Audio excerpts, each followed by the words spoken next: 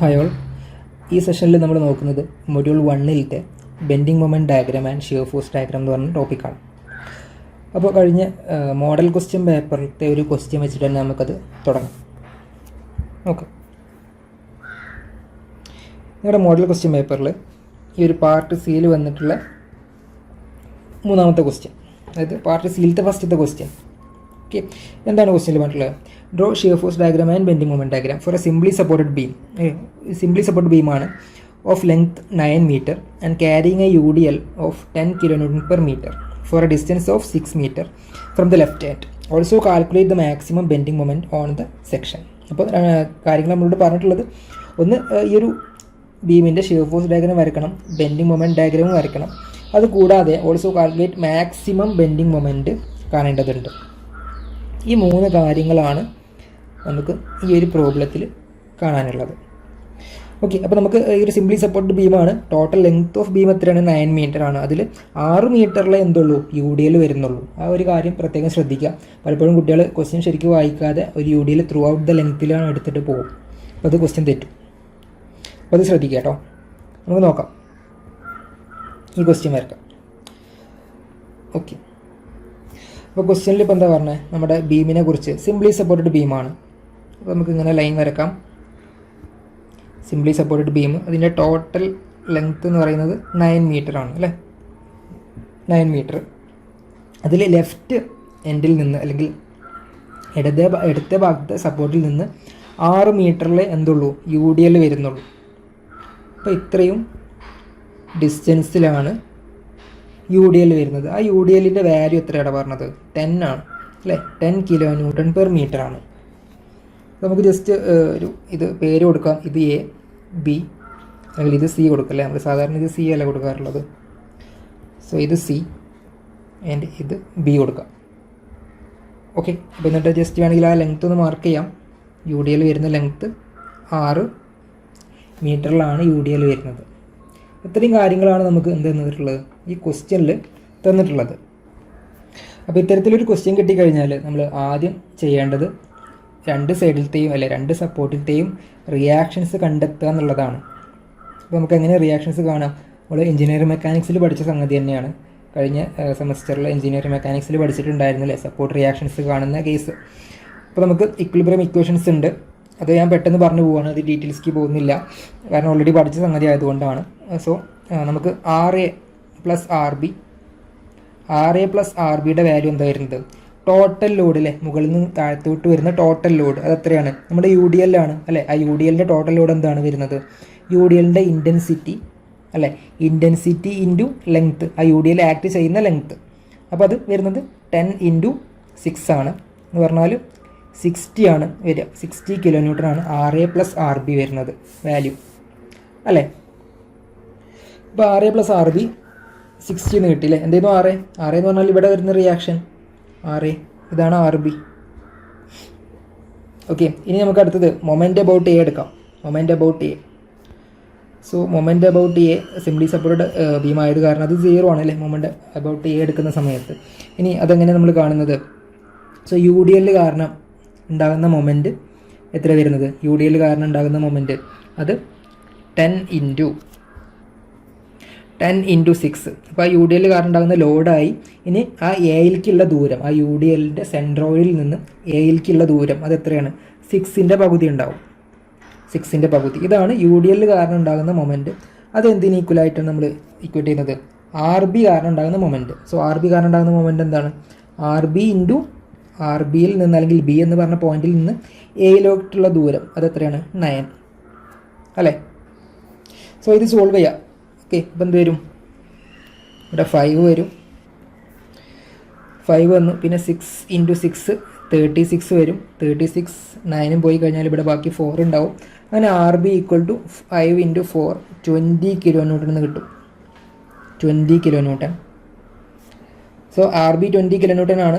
RA + RB നമുക്കറിയാം എത്രയാണ്? 60 ആണ്. അപ്പോൾ അതിൽ നിന്ന് RA കിട്ടൂലേ? അപ്പോൾ RA എന്ത് വരും? 60 - 20 40 kN ഉണ്ടാവും. അപ്പോൾ അത് കിട്ടിക്കഴിഞ്ഞിട്ടുണ്ട്. Support reactions കിട്ടിക്കഴിഞ്ഞിട്ടുണ്ട്. ഇനി നമുക്ക് ഫസ്റ്റ് ഷിയർ ഫോഴ്സ് ഡയഗ്രാം വരയ്ക്കേണ്ടതുണ്ട്. അപ്പോൾ ഷിയർ ഫോഴ്സ് ഡയഗ്രാം വരയ്ക്കാൻ വേണ്ടിയിട്ട് നമുക്ക് ഈ ഒരു ക്വസ്റ്റ്യനിൽ ലെഫ്റ്റിൽ നിന്ന് തുടങ്ങാം. ഓക്കെ, ലെഫ്റ്റിൽ നിന്ന് തുടങ്ങാം. ഇങ്ങനെയാണ് ഇപ്പോൾ നമ്മുടെ ക്വസ്റ്റ്യൻ കിടക്കുന്നത് അല്ലേ. ഇത് 6 metre, total 9 metre. R B നമുക്ക് കിട്ടി. RA വരുന്നത് 40 ആൻഡ് RB വരുന്നത് 20.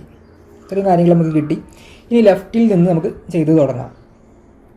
ഓക്കെ, അപ്പോൾ നമുക്ക് ലെഫ്റ്റിൽ നമുക്ക് വേണമെങ്കിൽ ജസ്റ്റ് ഒരു ലൈൻ ഇങ്ങനെ വരക്കാം. അത് നമ്മൾ ഷിയർ ഫോഴ്സ് ഡയഗ്രാമാണ് വരയ്ക്കാൻ പോകുന്നത്. സോ ഒരു ലൈൻ വരച്ചു. ഇനി നോക്ക്, നമ്മളൊരു സെക്ഷൻ എടുക്കുകയാണ്. അപ്പോൾ ഏറ്റവും ലെഫ്റ്റ് എൻഡിലേക്ക് ഒരു സെക്ഷൻ നോക്കുക, അല്ലെങ്കിൽ അവിടുത്തെ ആ പോയിന്റ് നോക്കുക.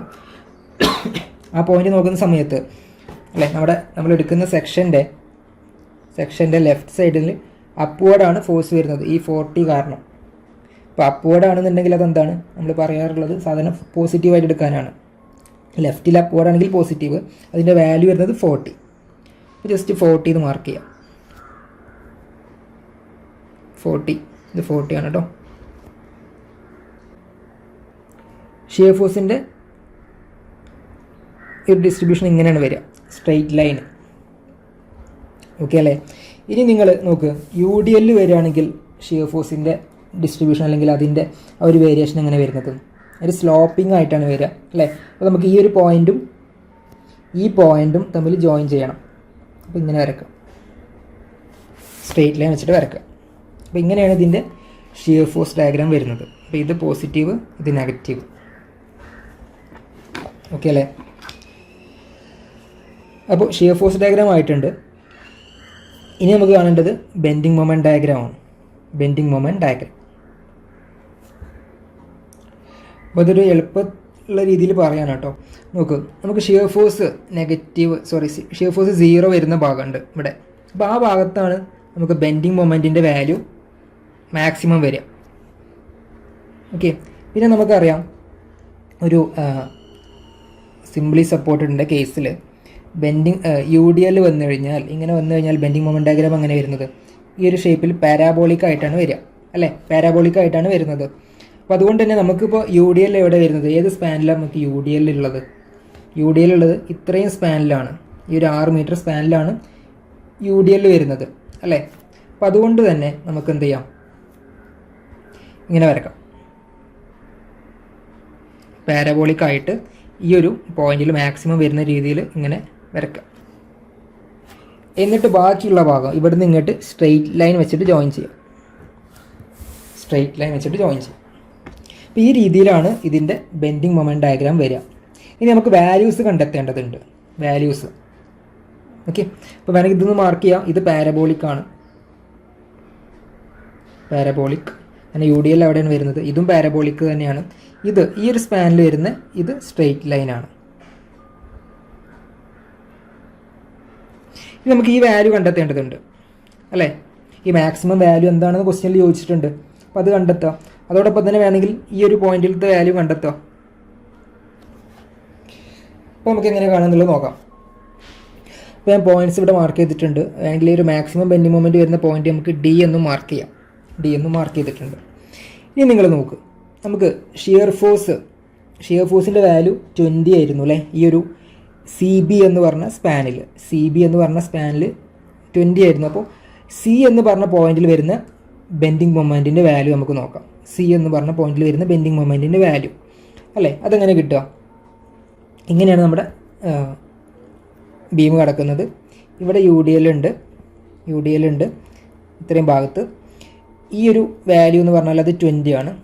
ഈ ഒരു RA എന്ന് പറഞ്ഞാൽ 40 ആണ്. അപ്പോൾ നമുക്ക് ഈ ഒരു പർട്ടിക്കുലർ പോയിന്റിലത്തെ ബെൻഡിങ് മൊമെൻ്റ് ആണ് കാണുന്നത്. അപ്പോൾ നമുക്ക് റൈറ്റിലേക്ക് നോക്കിയാൽ മതി. റൈറ്റിലേക്ക് നോക്കുന്ന സമയത്ത് ഈ പോയിന്റിനെ ബേസ് ചെയ്തിട്ട് നമ്മൾ ബെൻഡിങ് മൊമെൻറ്റ് എങ്ങനെ പറയാം, 20 ഇൻറ്റു ഈ ഡിസ്റ്റൻസ് അല്ലേ. 20 ഇൻറ്റു ആ ഡിസ്റ്റൻസ് എന്താണ്, ടോട്ടൽ 9 മീറ്റർ ആണ്. അതിൽ 6 മീറ്റർ കുറയ്ക്കുക. അപ്പോൾ എത്ര വരിക, 3 ഉണ്ടാവും. സോ 60 kN മീറ്റർ ആണ് C എന്ന് പറഞ്ഞ പോയിന്റിലത്തെ ബെൻഡിങ് മൊമെൻറ്റ്. ഈ വാല്യൂ 60 ആണ് വരുന്നത്. ഇനി നമുക്ക് കാണേണ്ടത് D എന്ന് പറഞ്ഞ പോയിന്റിലത്തെ ബെൻഡിങ് മൊമെൻ്റ് ആണ് അല്ലേ. മാക്സിമം ബെൻഡിങ് മൊമെൻറ്റ് നമുക്ക് അറിയണം. അതിനാദ്യം നമുക്ക് എന്ത് ചെയ്യണം, D എന്ന് പറഞ്ഞ പോയിന്റ് ലൊക്കേറ്റ് ചെയ്യാൻ പറ്റണം അല്ലേ. എന്ന് പറഞ്ഞാൽ നമുക്ക് ഈ ഒരു ഡിസ്റ്റൻസ് അറിയണം. നമുക്ക് ഇത് A എന്നറിയാം, ഇത് C ആണ്, ഈ പോയിന്റ് C ആണ്, ഇത് B ആണ്. അല്ലേ? ഈ പോയിന്റ് ഡി ആണ്, നമ്മളിപ്പോൾ പറഞ്ഞത് ഡി ആണ്. പക്ഷേങ്കിൽ ആ ഡി എയിൽ നിന്ന് എത്ര മീറ്റർ മാറിയിട്ടാണ് എന്നുള്ള കാര്യം അത് അറിയണം. അതെങ്ങനെ കാണുന്നത് നോക്കാം. അപ്പോൾ അതിന് വേണ്ടിയിട്ട് നമുക്ക് ഷിയർ ഫോഴ്സിൻ്റെ ഒരു ഇക്വേഷൻ ഉണ്ടാക്കേണ്ടതുണ്ട്. ഈ ഒരു സെക്ഷനിൽ എന്ന് പറഞ്ഞാൽ ഈ ഒരു എ സി എന്ന് പറഞ്ഞ സെക്ഷൻ സ്പാനിൽ, എ സി എന്ന് പറഞ്ഞ സ്പാന് ഇവിടെ തന്നെ മാർക്ക് ചെയ്യാം. ഈ സ്പാനിൽ നമ്മൾ ഷിയർ ഫോഴ്സിൻ്റെ ഇക്വേഷൻ എഴുതേണ്ടതുണ്ട്. അപ്പോൾ നമുക്ക് ലെഫ്റ്റിലേക്ക് നോക്കിയിട്ട് എഴുതാം. ലെഫ്റ്റിലേക്ക്, ആ സെക്ഷൻ്റെ ലെഫ്റ്റിലേക്ക് നോക്കുക. ലെഫ്റ്റിലേക്ക് നോക്കുന്ന സമയത്ത് എന്താണ്, 40 × 40 അപ്വേർഡാണ് അല്ലേ? അപ്വേർഡ് ആയ കാരണം അതെന്താണ്, പോസിറ്റീവാണ്. ഷിയർ ഫോഴ്സിൻ്റെ ഇക്വേഷൻ ആയിട്ട് എഴുതുന്നത് 40 എഴുതി. പിന്നെ എന്താ ഉള്ളത്, യു ഡി എൽ വരുന്നുണ്ട് അല്ലേ? യു ഡി എൽ എങ്ങനെ വരിക, അത് മൈനസ് ആണ് അല്ലേ, താഴത്തേക്കാണ്. സോ 40 മൈനസ് യു ഡി എല്ലിൻ്റെ വാല്യൂ, സപ്പോസ് നമ്മൾ ഇതൊരു എക്സ് ഡിസ്റ്റൻസ് ആക്കിയിട്ട് എടുക്കുകയാണ്, എക്സ്. അങ്ങനെയാണെന്നുണ്ടെങ്കിൽ യു ഡി എൽ കാരണം ഉണ്ടാകുന്ന ആ ഷിയർ ഫോഴ്സ് എന്താ വരിക, യു ഡി എല്ലിൻ്റെ ഇൻറ്റൻസിറ്റി അല്ലേ, 10 × x, 10x. So 40 minus 10x ആണ് ഷിയർ ഫോഴ്സിൻ്റെ എക്സ്പ്രഷൻ. ഇനി അത് എപ്പോഴാണ് 0 ആകുന്നത് നോക്കിയാൽ മതി അല്ലേ? ഇത് ഡിയിലേക്ക് എത്തുന്ന സമയത്ത് ഈ ഒരു എക്സ്പ്രഷൻ 0 ആകുന്നുണ്ട്, ഷിയർ ഫോഴ്സിൻ്റെ വാല്യൂ 0 ആകുന്നുണ്ട്. സോ ഇത് നമുക്ക് ഇക്വേറ്റ് ചെയ്യാം, 0ക്ക് ഇക്വേറ്റ് ചെയ്യാം. 40 minus 10x = 0. So 40 = 10x, x = 4. അപ്പോൾ എക്സിൻ്റെ വാല്യൂ കിട്ടി. അപ്പോൾ ഇതാണ് എക്സ് നമ്മൾ പറഞ്ഞത്, അത് 4 മീറ്റർ ആണ്. 4 മീറ്റർ കഴിയുമ്പോഴാണ് ഷിയർ ഫോഴ്സിൻ്റെ വാല്യൂ 0 ആകുന്നത്. അപ്പോൾ ഇനി നമുക്ക് ബെൻഡിങ് മൊമെൻറ്റ്, ആ ഒരു 4 മീറ്റർ മാറിയിട്ടുള്ള ബെൻഡിങ് മൊമെൻറ്റ് നോക്കിയാൽ മതി. അതായിരിക്കും മാക്സിമം ബെൻഡിങ് മൊമെൻറ്റ്. അത് നമുക്ക് ലെഫ്റ്റിൽ നിന്ന് തന്നെ നോക്കാം. ഈ കേസ് തന്നെ നമുക്ക് നോക്കാം. ഈ കേസിൽ ലെഫ്റ്റിൽ നിന്ന് എടുത്ത് പോവാം. ലെഫ്റ്റിൽ നിന്ന് എടുത്ത് പോകുന്ന സമയത്ത് ബെൻഡിങ് മൊമെൻറ്റ് നമുക്ക് എങ്ങനെ പറയാൻ പറ്റുക, എനിക്ക് ജസ്റ്റ് ഒന്ന് വരക്കാം. 6 മീറ്ററിലാണ് ഈ ഒരു യു ഡി എൽ വരുന്നത്. ഇത് 40 ആണ്, ഇത് 20 ആണ്. നമുക്ക് വേണ്ട സെക്ഷൻ എന്ന് പറഞ്ഞാൽ ഈ ഒരു ലെഫ്റ്റിൽ നിന്ന് 4 മീറ്റർ മാറിയിട്ടാണ്, 4 മീറ്റർ മാറിയിട്ടാണ് നമുക്ക് വേണ്ട സെക്ഷൻ. അവിടുത്തെ ബെൻഡിങ് മൊമെൻ്റ് ആണ് നമ്മൾ കാണേണ്ടത്. സോ ലെഫ്റ്റിലേക്ക് നോക്കുക. അഗെയിൻ ലെഫ്റ്റിലേക്ക് നോക്കുന്ന സമയത്ത് ബെൻഡിങ് മൊമെൻറ്റ് എന്തൊക്കെ വരുന്നത്, ഈ 40 കാരണം ബെൻഡിങ് മൊമെൻറ്റ് ഉണ്ട്, അതുപോലെ യു ഡി എൽ കാരണം ഉണ്ടാകുന്ന ബെൻഡിങ് മൊമെൻറ്റ് ഉണ്ട്. സോ ഫസ്റ്റ് 40 കാരണമുള്ള ബെൻഡിങ് മൊമെൻറ്റ് എന്താണ്, 40 കാരണമുള്ള ബെൻഡിങ് മൊമെൻറ്റ് ദാറ്റ് ഈസ് 40 × 4 അല്ലേ, മൈനസ് ഇനി യു ഡി എൽ കാരണമുള്ള ബെൻഡിങ് മൊമെൻറ്റ് അത് എത്രയാണ്, യു ഡി എല്ലിൻ്റെ ഇൻറ്റൻസിറ്റി 10 ആണ്, അതിൻ്റെ ലെങ്ത്ത് വരുന്നത് 4 ആണ് അല്ലേ, 4 ആണുള്ളത്. ഇനി എന്തുണ്ട്, അതിൻ്റെ സെൻറ്ററിൽ നിന്ന് ആ സെക്ഷനിലേക്കുള്ള ദൂരം അത് എത്ര ഉണ്ടാവുക, 4/2 ഉണ്ടാവും. സോ ഈ വാല്യൂ എന്ത് വരും, 40 × 4 എന്ന് പറയുമ്പോൾ 160 വരും, മൈനസ് 10 × 4 × 4/2 അല്ലേ. അപ്പോൾ 4/2 നമുക്ക് 2 എന്ന് എഴുതാം. 4 × 2 8, 8 × 10 80 വരും. സോ 160 മൈനസ് 80 kN എന്ന് വരും. സോ നമുക്ക് വരുന്ന മാക്സിമം ബെൻഡിങ് മൊമെൻറ്റിൻ്റെ വാല്യൂ 80 ആണ്. സോ ഈ ക്വസ്റ്റ്യനിൽ നമ്മൾ ചോദിച്ചിട്ടുള്ള കാര്യങ്ങളൊക്കെ ഇപ്പോൾ കണ്ടെത്തിയിട്ടുണ്ട്. ഒരു ഷോർട്ട് ഫോം എന്നുള്ള രീതിയിലാണ് പറഞ്ഞിട്ടുള്ളത്. അപ്പോൾ ഈ രീതിയിൽ നമുക്ക് ഈ ക്വസ്റ്റ്യൻ ചെയ്യാൻ പറ്റും. ഓക്കെ, അപ്പോൾ പുതിയ ഒരു ക്വസ്റ്റ്യനുമായിട്ട് നമുക്ക് അടുത്ത സെഷനിൽ കാണാം. താങ്ക്സ്.